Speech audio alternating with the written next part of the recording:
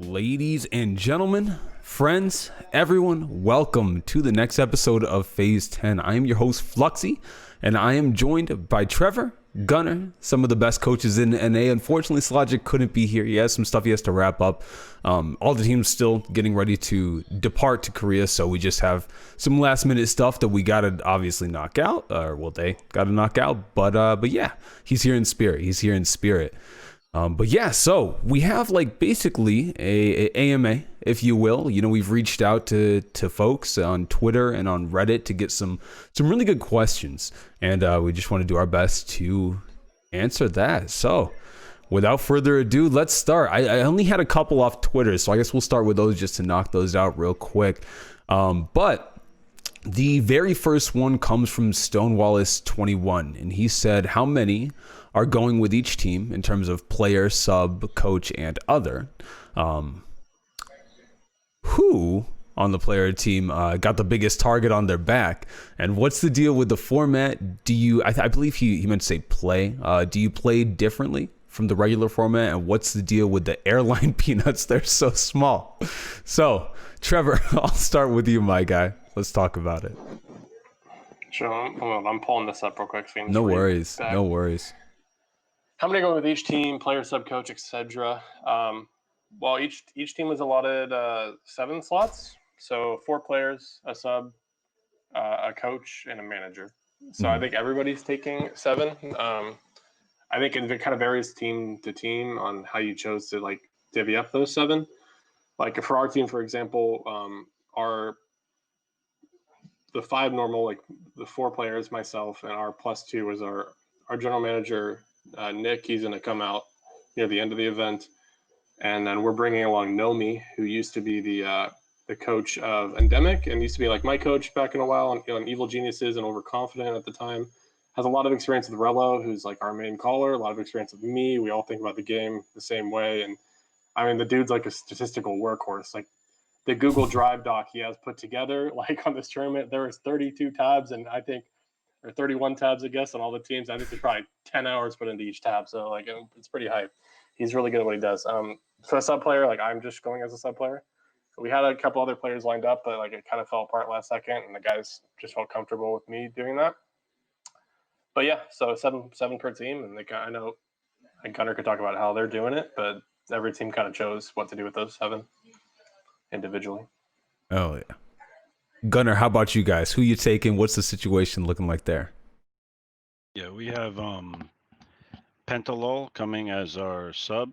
Obviously, like if you follow PUBG esports, and then you obviously know who he is. Like he's a fantastic player, and he was like my instant choice for a sub just because like I know him personally and I know his work ethic, and I know obviously in the crazy times that we're playing in and like what's going on, like there's a chance for the amount of time that we're going to be there that someone is going to get sick. I mean, even if it's not COVID, you know what I mean? Like if someone has a freaking cold or some shit, their allergies are bothering them, anything, like, obviously we want everyone like competing to the best of their ability. And then obviously, I'll make the call on whether or not, or they'll make the call, the player, if they're not 100%.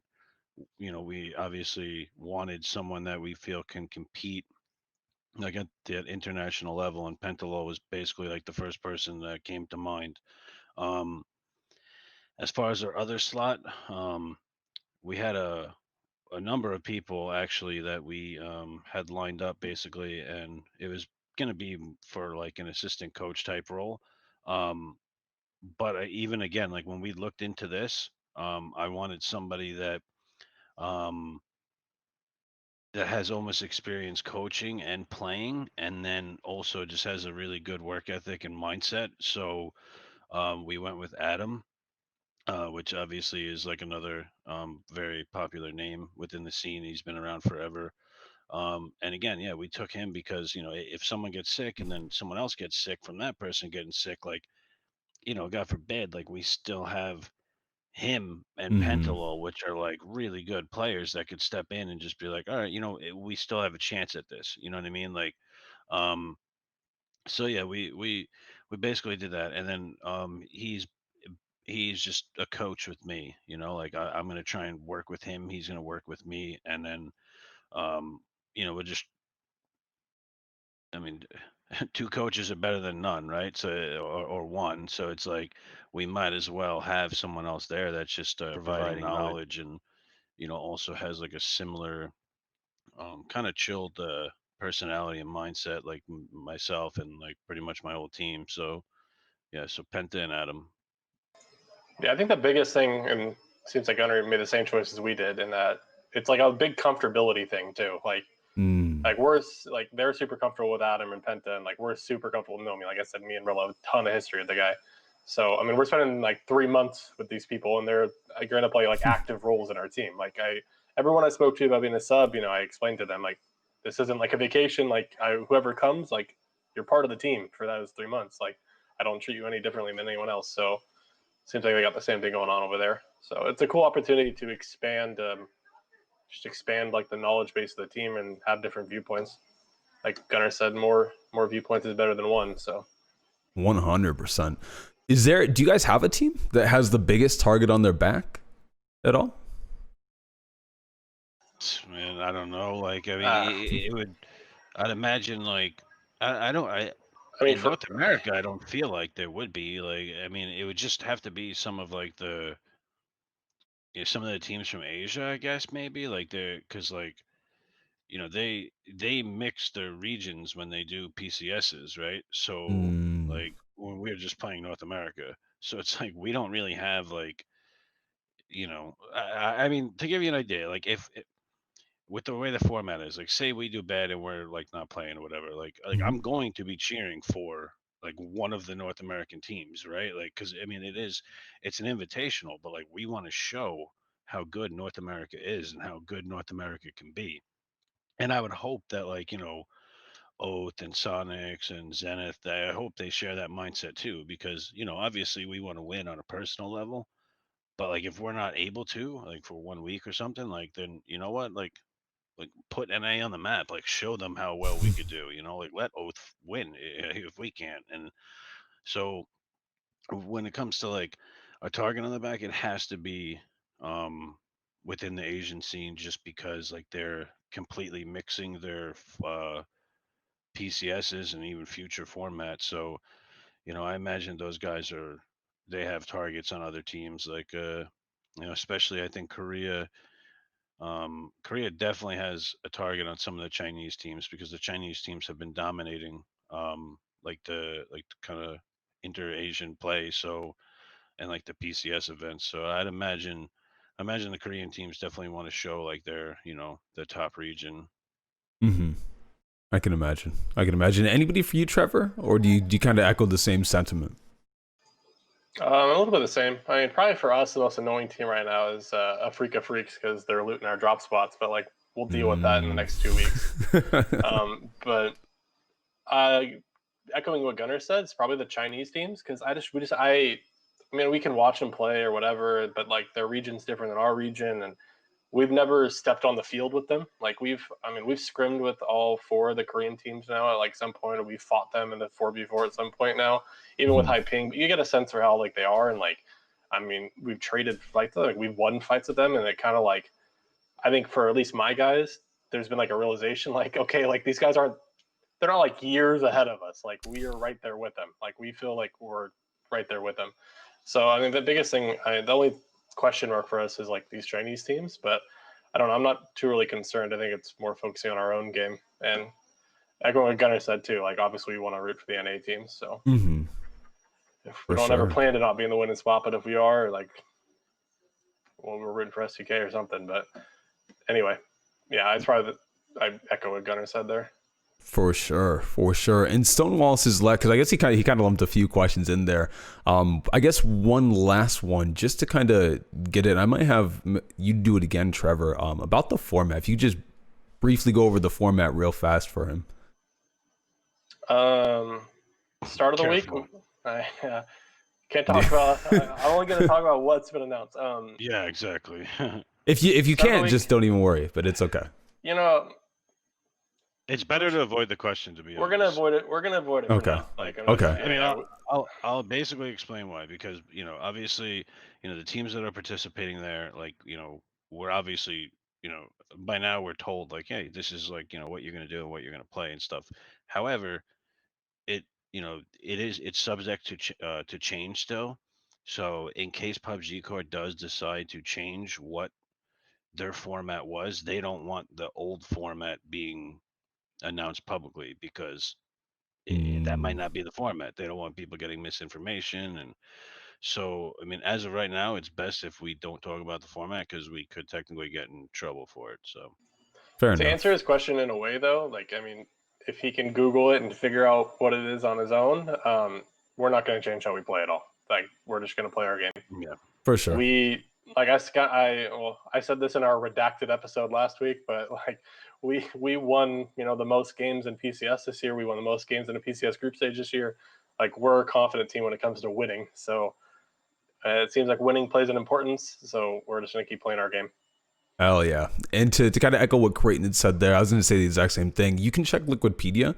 Liquidpedia has some pretty solid information. And so I've kind of relied on them for any sort of format or anything like that. So I think that's updated pretty regularly. So I would just suggest going there and checking that out, so none of us get, killed for bad information. But we'll move we'll move on to Nedrick_NA. And he said, what actions are you taking to improve players' physical health and how it impacts performance, both physically and mentally? And so, Gunnar, I'll start with you there. Yeah, well, ironically, coming from him, I've been talking with him because I think it was his wife or girlfriend that is like a strength and performance Sports coach. performance coach. Yeah. Yeah. Oh, wow. So he actually reached out to us to see if, like, we want to try some of these things, because she works with like athletes and professional athletes and like all sorts of stuff. Freaking um, yeah, I mean, just like real athletes, not like us sitting behind a desk. You know what I mean? Well, not you, Flux. I mean, What do I you? know Hey, Oh my God, hey, get out. Gunnar, we're on professional athletic visas. Right? So sure, I don't. That's what I'm on. yeah. Oh my God. But yeah, so I'm gonna bring up some of that stuff like while we have downtime in Korea. But I mean, right now it's like impossible. Like when we lived in the Lazarus house, we would go to the gym together, like all the time. Like, I mean, every day we'd order Uber Eats and then go to the gym and work it off. You know what I mean?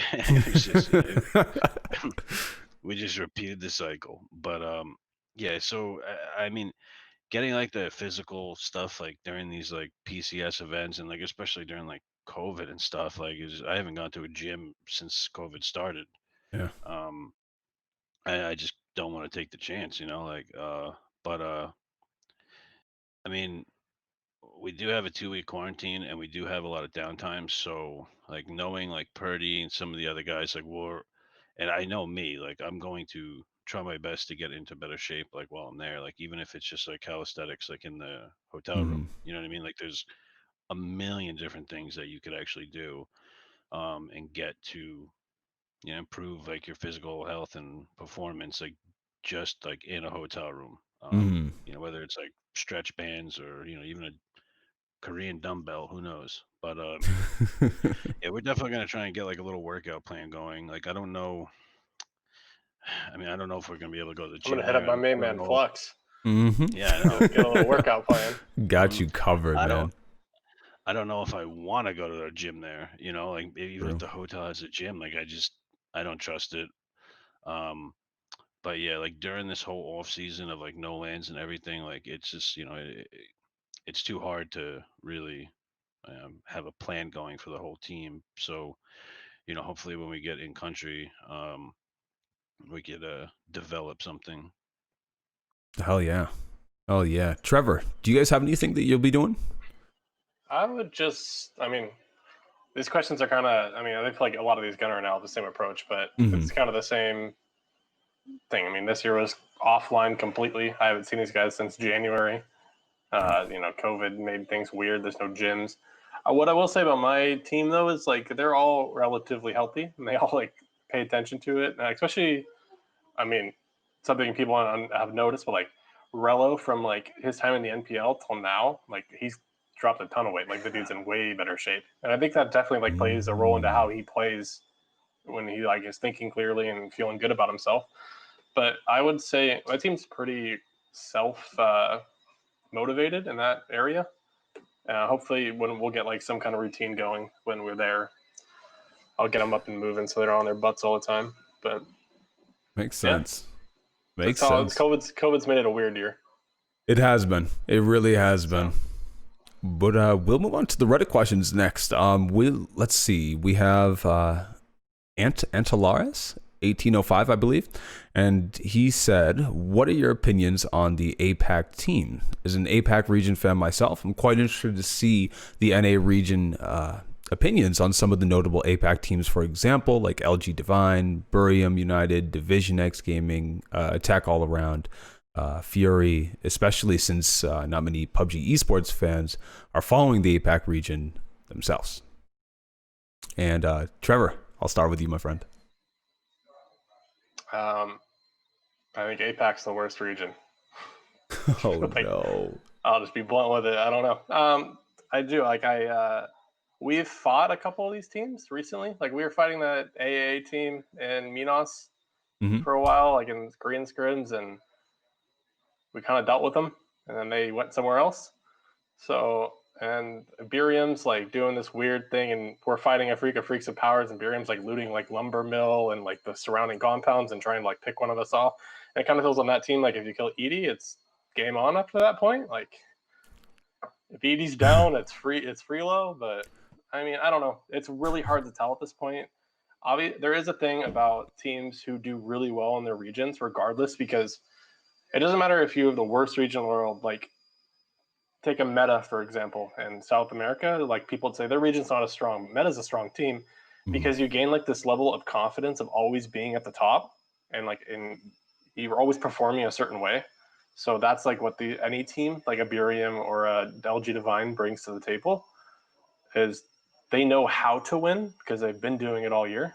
So it's kind of like I don't know, like I know like a lot of college teams, like D1 teams, will play like a tune-up game before the start of the year where they just like play some D3 team and like beat the shit out of them, and then like that's kind of like what we're doing in our region. To be fair, like us, STK and Sonics, have kind of just been beating the shit out of our region for a year. We've like learned how to win and be at the top and know to stay at the top. And yeah, like teams are getting better throughout the year, but so I think teams that win are always a threat, and that's the regional competitions this year have created a really cool situation for an international where there's a lot of teams that have been winning and staying at the top of their region. But I don't know. I carry a lot of confidence in my team, and I feel like when it came to us fighting the APAC teams, we're pretty good. So Fair enough. Gunnar, anything you want to add to that? Yeah, I mean, I don't really like. I don't think like APAC's the worst region. Like, obviously, it's probably like one of the most like unfamiliar regions so for us. I did want a caveat of the PCS regions. Okay, yeah. So So of the 4 PCS regions, yeah, China, Asia, us, Europe, and them. yeah. I don't know. Like, yeah. I mean, well, it's a toss up between NA and APAC, and like. I mean, it's really hard to tell which would be the worst for PCS regions. But I mean, if North America Yeah. is go on. Yeah, I would say I agree with you completely, but in my brain, I'm taking the teams that are going to PGIS as a region as a whole. I'd say Right. we're weaker. Okay. Yeah. Our Okay. Yeah. our 3 teams compared to their top 3 teams, Yeah. I feel like we're stronger. Yeah, I mean, I completely agree with that. I mean, again, like I was, I do think North America is probably like the weakest region, like in depth wise. If you're looking at like a grand scale of teams. But however, like he said, like the top teams, like yeah, I'm definitely going to stick with the top teams in North America over APAC. But however, I've watched every APAC PCS, and like they're good. Like their top teams can play, and they know how to play, and like um some of them actually, well, most of them are probably not going to do as well with this format unless they adapt to it, which I'm sure they know as well. Like APAC is like it's a pretty wild region, and like they're very aggressive players and very aggressive teams. However, you have like teams like I think like LG Divine and Burum who like win games. So like that's that's going to be an important thing. But I mean, honestly, like we're not scared of any team, and I mean, like he said, like we've been doing like scrims against these teams too, and like we've haven't really had any issues at all. But I mean, I do think APEC, is good. However, um, if Fury if Fury was able to go, I mean, I think it all changes. Like it literally, Mm, it all changes. Like that, they instantly get stronger. Because I honestly believe that Fury roster that they would have brought to Korea was a roster that could win, and like it's mm, honestly a shame. It's a big shame. for sure. For sure. Well, thank you. I should have thanked folks about it. But thank you, Stone Wallace, Nedrick, and Antelars, I believe it is, for the questions. We'll go on to I think it's John D. Foster. And thank you for the question. Here, he asked, do your teams have a fixed training plan or schedule outside of scrims? And I guess I'll start with Gunner there. Yeah. Well, recently, no, just because like there's like it's been very, very chaotic trying to get everything in order to travel and to travel safely and how the government wants us to. So like recently, no, we haven't been able to set up like a formal like kind of like training thing.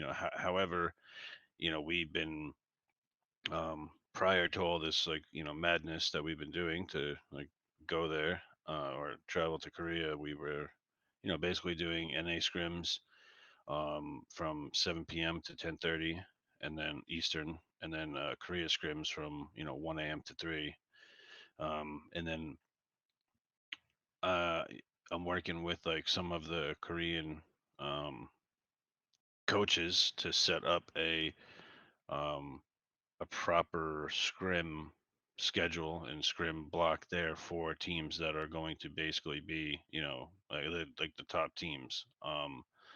So hopefully when that gets done, we're able to formulate like schedules and stuff, like even if it's not PUBG mandated scrims for the event, because there is 32 teams going, so obviously every team can't scrim.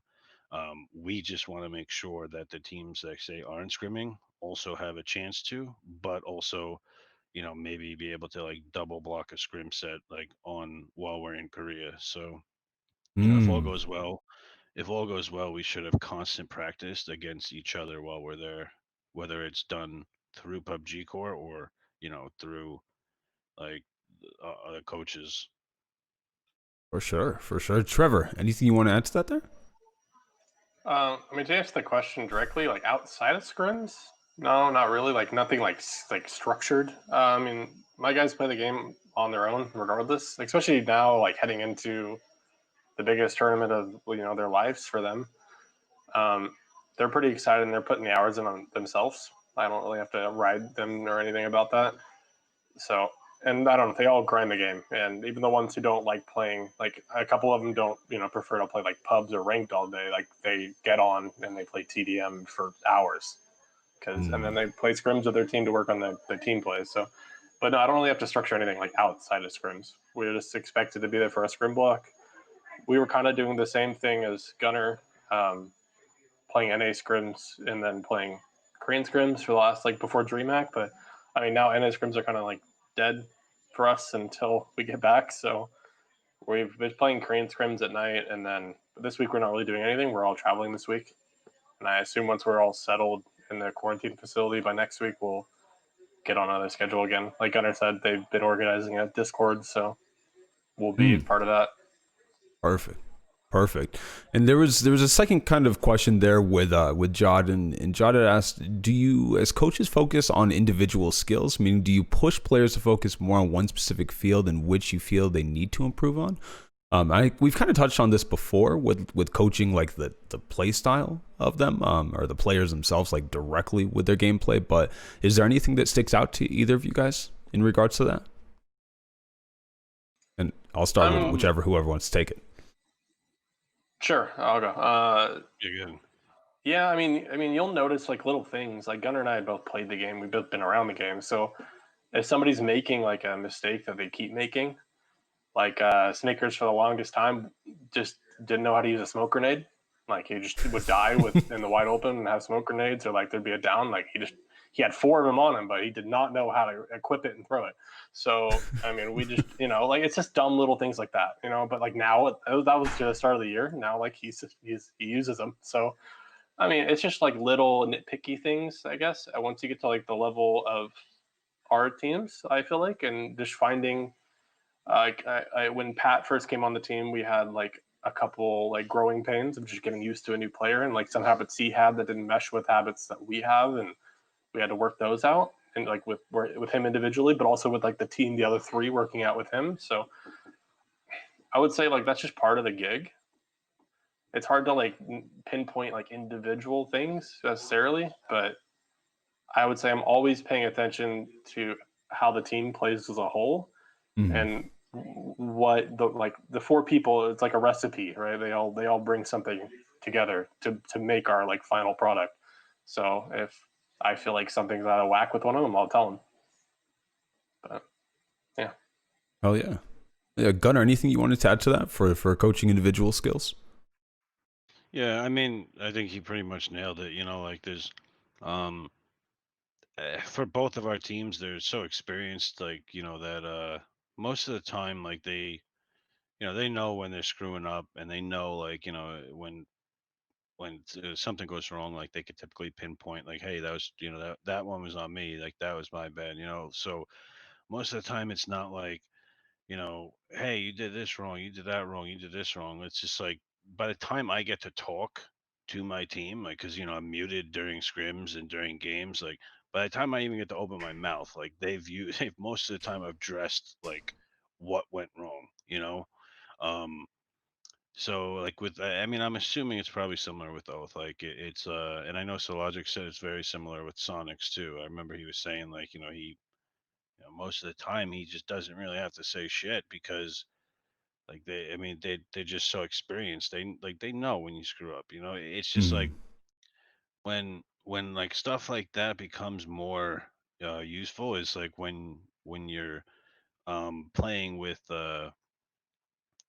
I guess like less experienced players that develop bad habits. Like, there's obviously been plenty of times in which I was like, hey, like, you probably should have did this first, right? Like, and then they'll be like, oh yeah, no, you're right. But like it's not with like my team. It's not like it's usually not just common mistakes that they're making like over and over and over individually. Like as a team, yeah, sometimes we do make the same mistakes, but individually, I think they're pretty good, like with staying on top of like their own problems. But if I do see like that someone is screwing up, which has definitely happened, like even recently in PCS3, like yeah, I'll definitely address it, and we'll try and work out something that we could do to fix it, like if it's a common mistake. But it's not like a boot camp type situation, where I'm like Mm. sitting there yelling or some shit. Like it's just like, hey, like you gotta remember to do this, or like in this situation, it might be better to do that. And yeah, so Right. I feel you. I feel you. So we'll go on to man with a fez. His question. He said, "To what extent do you think it is detrimental that there is no full replay system of the whole game, only the one by one around you? Although you can watch positions of others and their rotations after the game through CGS." And Trevor, I'll start with you, my friend. I'd say that one's pretty much counteracted by how we run scrims. I mean, the coaches are in the spectator slot. I can see the entire thing, and I record it. Now with the second coach, like I record the players' viewpoint a little bit more, go into fights, and Nomi just records the map the entire time. So Okay. I feel like that one's pretty just counteracted by how the teams work. yeah, I Gotcha. mean, that's like obviously, like if you're spectating live servers or something, or you're looking through a replay on live servers, that is the problem. But yeah, for the way competitive is set up, like we don't really have that issue, so we don't have to worry about it too much. However, to and obviously, like he wouldn't know that, and other people wouldn't obviously know that. So, Mhm. to be fair to his question, or a little more fair to his question, I think that it should be really removed. Because like even if it's like a player playing public games that want to get better, I think it would be cool that they could look around the whole map and just see how other people or squads operate. Mhm. Like how long it takes people to typically loot and stuff like that, like different areas, and like they could even um, they could help their own game even if they're just playing public games. So yeah, I don't really like that. Like when you spectate and you only see like a little one by one around your character, but Yeah. yeah. So hopefully they do remove that, but I doubt it. Yeah. Kind of doubt it too, but we can dream. We could dream. And let's well, he had a kind of a second part, but it kind of just elaborated on that. So, we'll go on to another one that, and I don't know how to pronounce this name even slightly, so I'm gonna try and butcher it, but I believe it's Negatrio. And they said, which region slash country do you think is the main opponent to NA teams, Korea, China, or EU, and why? And I think we kind of already touched on that to an extent. Was there anything we might want to add to that, or are we good to go? I think it's pretty much what we said before. The Chinese teams seem like the strongest, or in our case, it's whatever team's in front of us next. So I don't know if we really look at the regions any different or play the game differently. Going to an international is more about playing your own game, and Yeah, and so and basically like obviously like there's like kind of metas and stuff that like each like region has, but like the thing is that like when especially if a different format is thrown in front of every region, like everyone basically has to adapt to it. So where you look at China, who's like a very aggressive like region, if that may not help them if the format doesn't really reward that. So I mean, I wouldn't say there's really a main opponent. Like Trevor basically said, it's just going to come down to who's looting around you and trying to get to similar spots as you, and that's going to mainly be your main opponent. Like that's going to be, like, whatever region they're from. Everyone pretty much looks the same. And you don't really know who they are until you knock them and flush them. So we're all wearing the same outfit. So yeah, Right. everyone wears the exact same outfit. There you go. There you go. Let's go into I believe it's Balachora, and he's asked, how does the whiteboard discussion change your team in terms of not doing good versus doing good? I am more interested in knowing the mindset of the players and the coach when they perform well. Um, and he says, for an example, you win a tournament. So what do? Do we work on next, or do we chill? Are we just focused on being perfect at the minute? Like, kind of where your head's at. And I'll start with Gunner there. Well, I mean, obviously, after winning a tournament, like you definitely you're feeling good. Like, I mean, obviously, like after we won PCS one, like it was a great feeling. Like it was pretty much like I guess like the major event or first major event of the year. I guess charity too. But like after don't winning that, discount our win. What? Come on, pal. look, it was the first PCS. It was the first Well, PCS. no. PCS charity was the first PCS dog. Don't come on. No, PCS one was the first PCS No. event. Yeah, well, Why? not on the graphic PUBG put out. That's all I'm Well, saying. I mean, I don't know. Why would it be called PCS one then? They don't know how Ah, to count. I get you. You might be right, but no, I mean, obviously, I mean, it was basically PCS one and charity literally are the same team. So yeah, I mean, same money too. So it's whatever. It's the same tournament. Anyway, after winning, I'm sure Oath felt great and we felt great too. Um, I don't think much changes. Like obviously, when you lose, like or if you perform poorly, um, you definitely will be breaking down a lot more stuff and be like, well, shit, why did we do so bad? So, after we did poorly in like PCS3, like we spent, I would say a lot more time looking into why, we did bad as opposed to when we won. Mhm. But I mean, we spent hours really. Um, but yeah, mainly we just working on like we'll go through every game. We'll see the mistakes that either we made as a team or individually, and what we could have done better. Like whether it's an individual like getting knocked in a spot that they shouldn't, or where they can't get rezzed, if we're peaking things that we shouldn't, like just, blowing meds and gear for nothing, like not for like a position that we can get into next. Um, but yeah, I mean, those are some of the things like we'll look into after we lost. Like after we won, we looked at the games, and there was still a lot of. I mean, there's always going to be a ton of games. Like you play so many games that like even games you do well on, you look and you be like, oh damn, well this could have gone bad, but like thankfully it didn't. But and Hmm. even tournaments you win, like there's so many games that you likely probably did bad in a few of the games, so you still go back and you still kind of dissect the games that you do poorly in, and just like try and reiterate what you did wrong or what the team did wrong, and try to make sure it doesn't happen again, or get complacent and start making the same mistakes again. So yeah, I mean, whether we win or lose, we're still always going over like VODs and trying to get better. For sure. For sure. Trevor, let's hear from you, man. To echo what Gunner said, like we won 3 tournaments this year, and one thing we felt every time we won a tournament, we always had the same reaction, like awesome, we won, but like we left a lot of points on the table still. Like you always feel like both our tournaments we won, like the bigger ones like Charity and DreamHack, at least the skill wise tournaments. I mean, 303 was pretty high skill too. I to think of it, and Phase and Liquid or whatever in it, but with the roster, I kind of think about the roster once like Bale joined, then that was kind of our new go. But I'd say we definitely felt like we just left, like I said, like a lot of points on the table, and like we should have won those tournaments by like 100 more points, because like we're never satisfied unless we're playing like perfect, to be honest.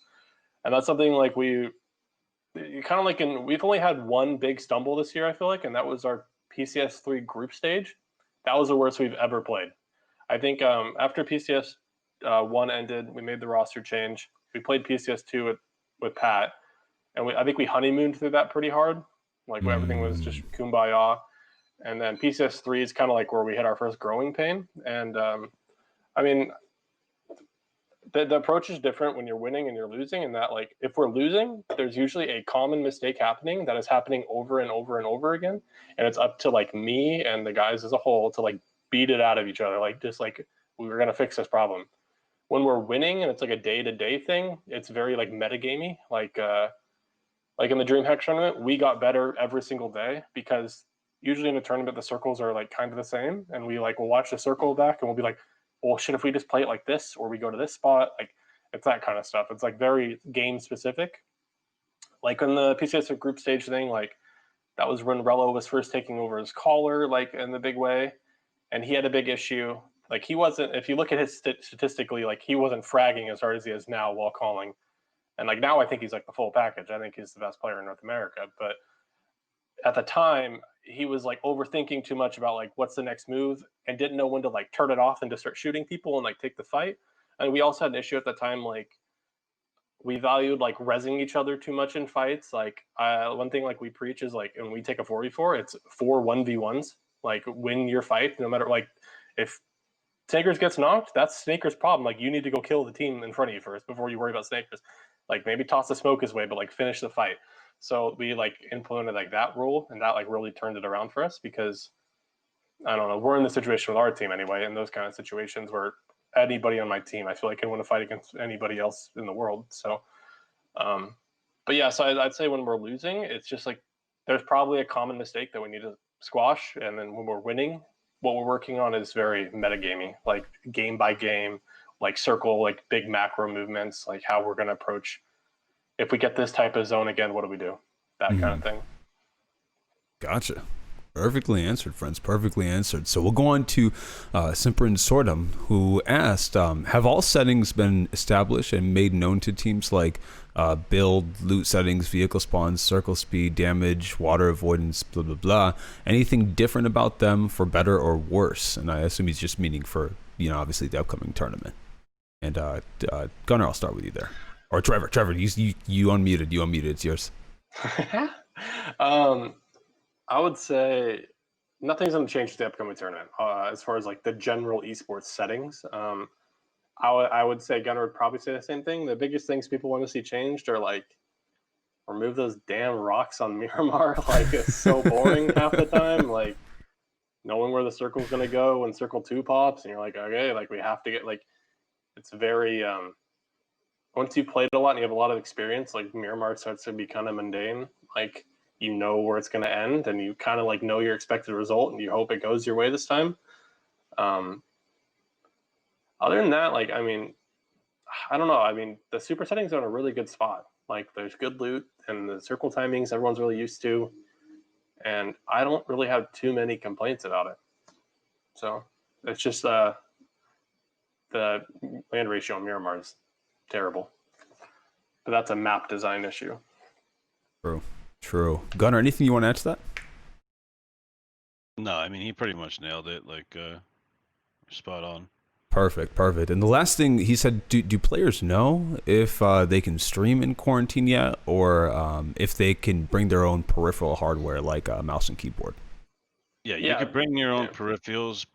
As far as streaming, I mean, we don't know yet. Like, no one knows. I mean, we're getting PCs. Yeah, the players. Or go ahead. I was gonna say, like, we don't know, like, the internet situation and, like, the facility we're in. Like, so basically, you know, people have asked, like, hey, are you gonna be able to stream when you're in quarantine? Like, I just tell them I don't know, because, like, I feel like, you know, a lot can change from now to when we get there. And, like, I don't want to tell people, yeah, I'm streaming from quarantine, and, you know, then I can't, right? So I can say, as far as, like, we're concerned, I'm sure it's the same for Gunner when he gets there, and whoever else that wants to stream. Everyone wants to stream. They expect to be able to stream. We're giving PCs that can handle streaming and, like, handle playing the game. It kind of just depends on, like, the infrastructure in the area we're at and, like, the internet quality we have. I mean, it's Korea, so I assume the internet will be good wherever we are. If you would hope, yeah. We're getting PCs with monitors. The guys have to bring their own headphones, keyboard, mice, but they're going to have that anyway, obviously. So as long as the internet's good, like, my guys will be streaming. And then same with Gunner. So there's a lot of variables we have yet to, we're going to figure out in the moment. So there's too many variables. Yeah. Good news is we just got the COVID test, boys. We're good to fly tomorrow. Let's go. Let's go. I'm getting on a plane tomorrow night. So nice. Hell yeah. And then his last, because he has a lot of questions. He likes to know things. Is anybody talking the most smack? And if so, what does your team say? Garbage. What? Sorry. I mean, I haven't heard anyone talking smack. Like, I feel like there's too much stress going on with this whole event for us to even care about that shit yet. Like, maybe in, like, 2 weeks or a week, when we're, like, out of the quarantine, we're all in the hotel and we're around each other and it's relaxed down a little bit for us. Like, we're there and everything. Then maybe that stuff happens. But just even for any of the teams traveling, whether you're European, American, it doesn't matter. Just getting there right now with the whole situation in this world and, like, how Korea is there, you know, there's new rules every week. Every day, pretty much. Yeah, there's new rules. And so, like, I'm just so happy. Like, I'm so relieved that I just got this test result in, and I'm getting on a plane because I just want to get there and have it over with. Because once I'm in, I'm in. And so, like, there's so much stress surrounding just even getting there right now for everybody, that there's not really any time for shit talk. Maybe that happens in, like, a couple of weeks and we start having fun with it. But I don't know. It's been madness. Like, so definitely. I just hope everyone gets there. Like, you know, like, it sucks, like, the situation with, like, the UK and stuff. Like, I hope TSM's not in shambles. Like, you know, I just hope everyone gets there. I'm pretty sure I was less stressed when I was going to Marine Corps boot camp than I've been trying to do this visa stuff and, like, trying to get everything in order just to be able to get on a freaking plane. Like, yeah, I'm pretty sure I was less stressed going to boot camp. Like, I'm actually, like, I've been stressed this whole day because I went and got this test and I just saw the results. It's the first time in, like, a month that I've been like, all right, like, no matter what, I'm getting on a plane tomorrow, and I got a visa, I got a COVID test, I got all the paperwork I need, which is, like, I got a pile of paperwork we're taking with us, everybody. Damn. So, but I mean, I right now I just took, like, my first, like, exhale of just like stress relief because I think I'm good to go. But yeah, I mean, Just wait until you wake up tomorrow and you get Oh no. I'm gonna be at the airport 3 hours early. Just I'm ready to go out the gate. So, Right. but yeah, right now it's been so stressful getting there. Definitely. I can only imagine the struggles. We're on to our last 4 questions. If anybody in chat wants to ask any questions, feel free to shoot them and we'll answer them afterward. But let's start with actually, you know what? I don't know if we can answer Matthias's question because we kind of already elaborated on that. He asked, are the coaches that take on individual coaching of players outside the teams for those wanting to improve? Like, are there any coaches that are doing that? And then someone that can watch them and play seriously and judge, critique that. I guess Trevor kind of answered that in terms of like his coaching style. It's as far as like taking on individuals, I don't know. That's a weird one. But I mean, not right now for any of us because we're doing all this crap. But I was thinking about this question when Matt responded to my tweet a little bit last night, and I would say it's so tough to do that because a player's individual role and like what they do is going to change like team to team. And as far as like skill level stuff, I mean, judging that off like pub games or ranked or TDM, like, I mean, are you doing well or not? Like, I guess that's all it comes down to. Are you hitting your shots? A lot of that's a mental thing. Like, are you feeling good? It's a carrying confidence. That's like what I would say. But improving within the competitive environment is so based around the team you're with, the confidence you have within that team, the trust you have within that team, and like your relationships with those players. Like, that's like the core of like any good roster is like, I trust these guys. Like, I could screw up and they're not going to be on me about it. We'll just figure it out. And so that's a really tough one to do individually, I'd say, in this game specifically, because it's a 4-person game. So for sure. Anything you want to add to that, Gunnar? Yeah. Well, I'd like to answer his question. I'm going to be, there's a program that's basically coming out, and I'm going to be like one of the mentors for right now, which is based around like individual coaching. But like I mean, with everything going on, it's like impossible for me to like commit any time to it, obviously, because like all my focus needs to be on like what's going on in Korea. But however, when I get back from Korea, and there's like downtime, I'm going to be doing some of that, and then there'll be like YouTube videos and other stuff that will be available. But more info on that obviously later. But it's like it's kind of just starting now. And I mean, I know Gunnar, you've said this in the past. Just to add, I've said it too. Like, if there's anybody like watching this that's like an aspiring comp player and you have questions, like Gunnar and I are both like in the NA Scrim Discord, and you can just shoot us a DM. Like, we might not get back to it right away, or we might right away. I don't know, but if anybody DMs me in Discord like a comp question, I'll do my best to give them the best answer I can. So, for whatever situation that is. Definitely, and we'll what's up? That was it. Okay, well, I was gonna say we'll probably update that here in terms of the program Gunner's a part of. So you can, as soon as we know more, we will blast it everywhere because that'll be pretty awesome. Young Icy Flex was asking maybe about the possibility of merging NA LATAM. Why are some regions considered superior? Is it the lack of skill or the lack of support? Can PUBG better their esports as a whole? Potential players / teams that are upcoming and can use a spotlight. And Trevor, I'll start with you. I feel like after that DreamHack tournament, if we're talking about the merging of the NA and LATAM, I think it's imminent. I think it's happening. So, I mean, I don't know anything officially. This is just a gut feeling. The viewership will be stronger. Like, the play, like, we're already dealing with people with high ping, so we're kind of used to it.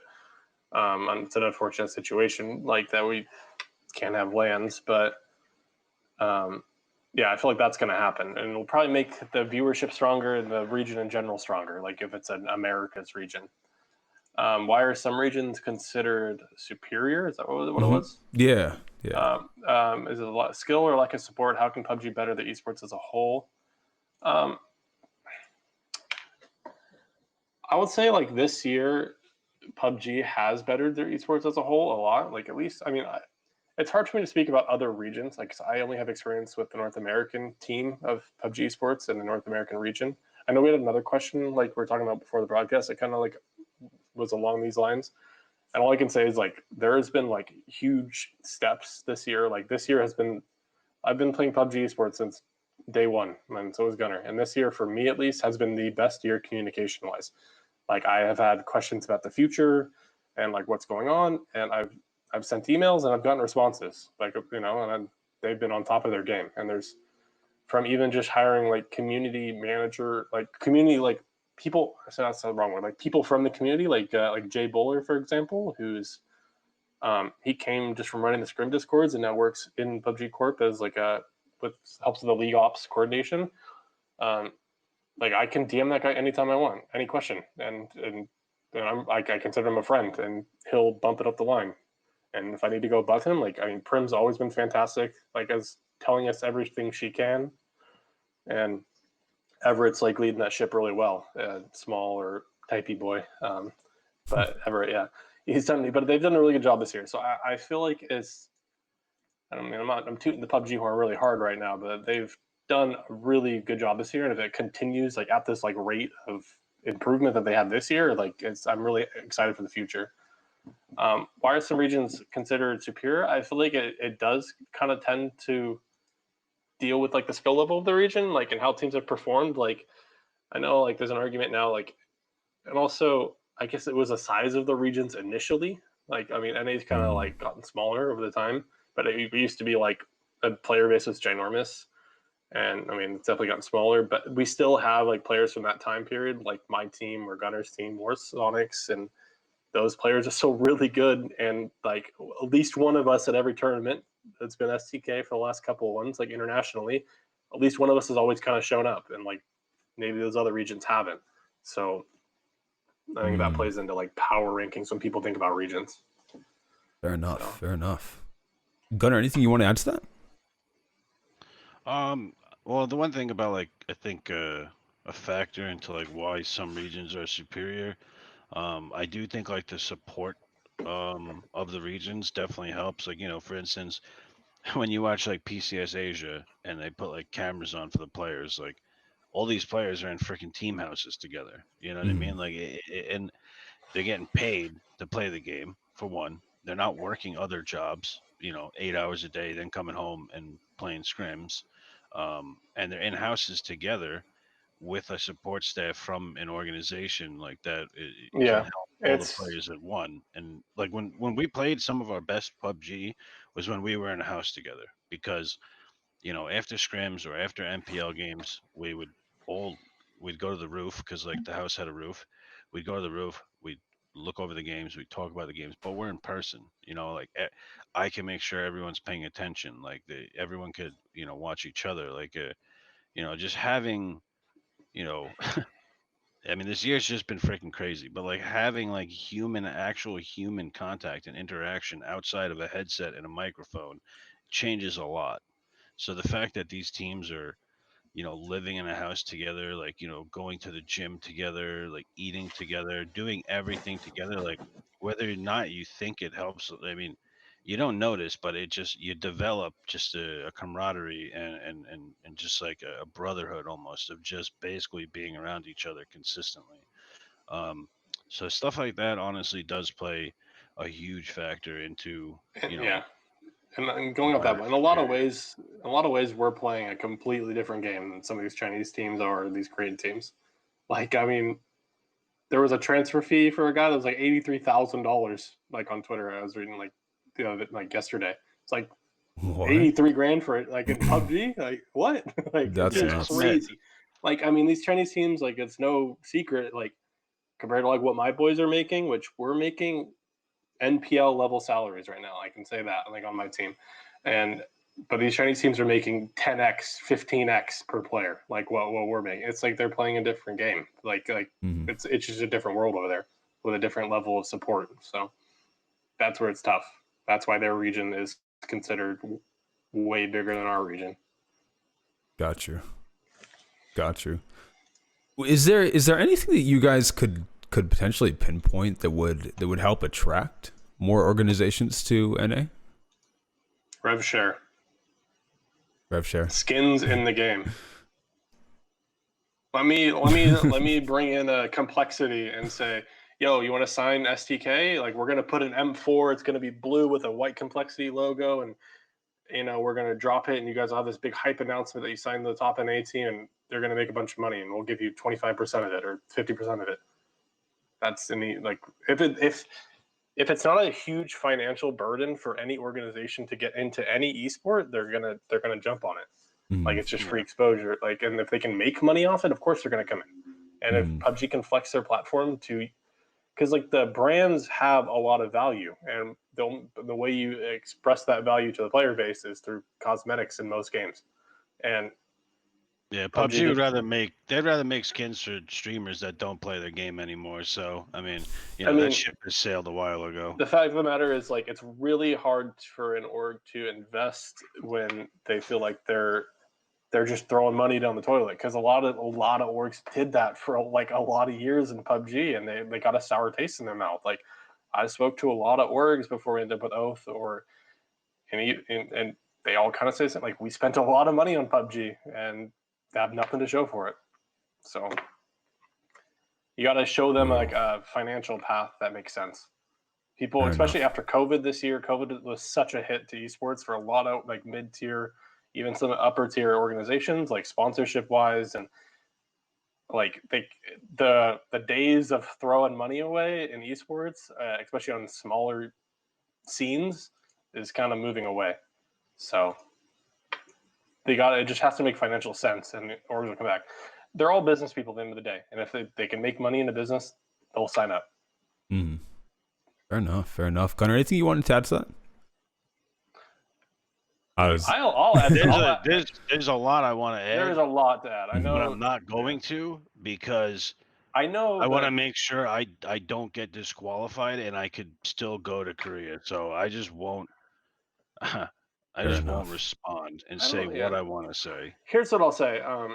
One of the Twitter questions I got on my tweet was it was Tribizzle, and he said, "When are you having me on?"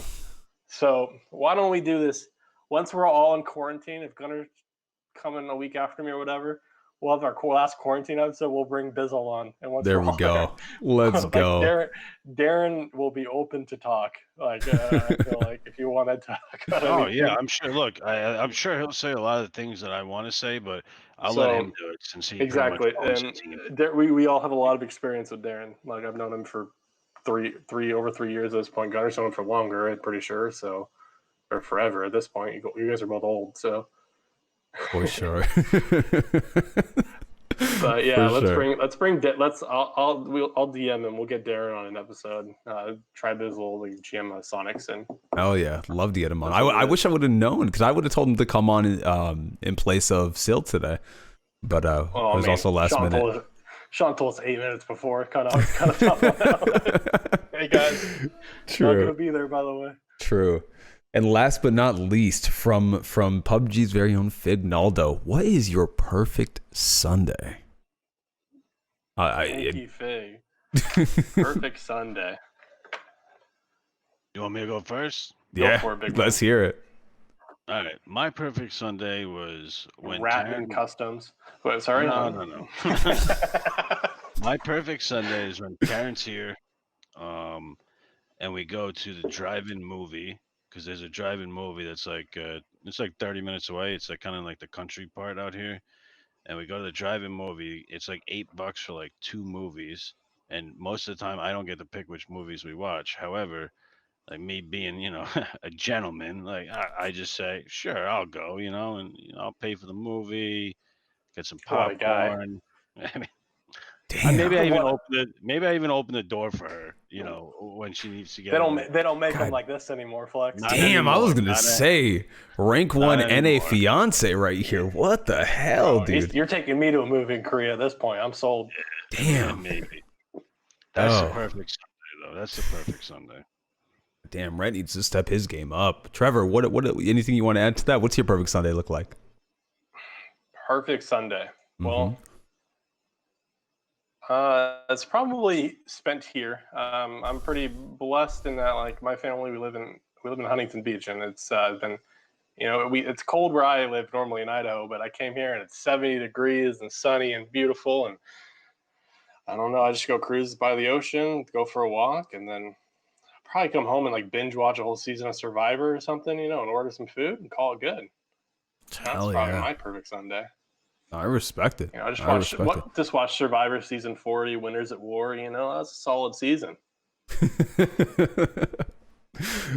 Let's go, man. Well, that kind of wraps that up. I mean, I don't know if there's any other questions. Nobody really threw them in chat. Any additional questions? So I think that's pretty much it for the Q&A.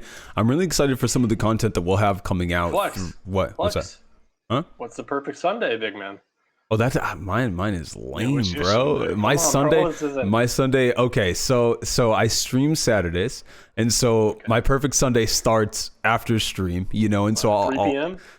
Seriously, like I'm still up, so I'm in the morning, just hanging out. Adriana gets up, we make some breakfast. I guess if I was to say a perfect, it would be potatoes, eggs, and bacon.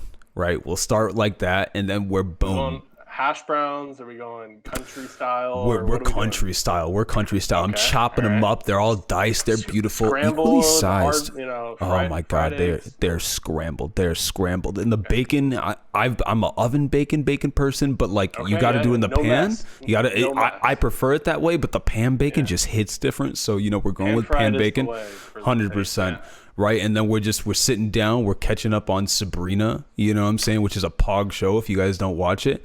And my roommate just binged the whole thing. Yeah, it's good. It's Sabrina, the Chilling Adventures of Sabrina. It's terrible. Wait, it's fine. Yeah, no, what? Dude, it's amazing. I was not a fan. It's amazing. The special effects are hit or miss on that show. They can be. And that's pretty much it. Just vibing, hanging out, actually drinking water, maybe a few bangs in there just to keep the mood right, and that's the perfect Sunday for the boy. Oh hell yeah. Yeah, but that is about it, guys. That wraps up our AMA. I appreciate everybody who had questions to throw at us. It was actually really dope. It was really, really dope. It was just good time, and I'd love to do another one of these for sure in the future, maybe halfway through or towards the end of PGI would be really sick. We'll have more content coming up. I'm not sure if we'll be back next week. We'll kind of announce that, just kind of depending on where everybody's at and so forth. I don't want anybody to be stressed to be here for it. So yeah. Quarantine. All right, yeah, I'm going to Korea tomorrow. So next week we'll be in quarantine. Hey, I'll bring in a webcam. I'll be sitting there doing nothing. So there we go. I'm open to hang out. I'll have my laptop at least. I don't know, maybe that'll work. I have a camera on it, so we should be all right. There we go. I ain't gonna have shit else to do. I'm on my laptop right now, so perfect. That's a good laptop camera. Thanks, dog. It is Microsoft really nice. Surface, Ooh, we got that Surface Pro in the 12-bedroom Ghost Mansion. Have you ever used that desk behind you? Or is that like your father's desk or something? That one, it's just like a built-in desk. It kind of sucks, to be honest. Really? It's got one of those drawers, then like your knees hit. No bueno. Yeah. This desk I'm at's nicer. It's my sister's desk. She like works from home, and this is way nicer. So, but that's fair. Oh yeah. That one's got the view though. The ocean's out that window. Serious? Yeah. Damn, that's sick. Yeah. Damn, I don't know if you're trolling. Right, seriously, dude. I've seen them in 50 different rooms now. The only thing I can assume. I mix it up. I mix it up. Couple rooms per place, The only thing I can assume at this point is like his dad is like some, work. I don't know. He works for Amazon or something. Freaking makes $1 billion because I see every single episode. It's a different room, and I'm gonna there's water this way. He was on a lake the other time. He was in a cabin one episode. It's so true. That was the same place. It's so true. Okay. How big is this place? There's only two places. I refuse to believe that. I'm not buying it. I'm not buying it, man. He did an episode from freaking Mount Everest that one time. You remember that episode? Like, He took a helicopter up there. I mean, it's Oh, crazy. yeah, This yeah. guy goes everywhere. Base camp, yeah, from base camp. Yeah. Base camp, Oh yeah, it's my unbelievable. god. Oh. Man. Next one's gonna be from a government facility in Incheon. So Yep. True. Let's go. Well, boys, that is all we got for you. Thank you so much for coming on, Trevor, Gunner, everybody out there. I appreciate your questions and your time to watch us. We'll be back with some games in a few moments here, but next time we speak to these boys, they won't even be in the country. So, yeah, man. hopefully they don't change the rules between now and 10 p.m. tomorrow. Hopefully. So, Hopefully. They will. They will. I gotta print some stuff out right now. But all right, boys, I'll talk to you soon. Definitely. Thanks, All right. guys. Have a good Later. one, my friends. We'll see you.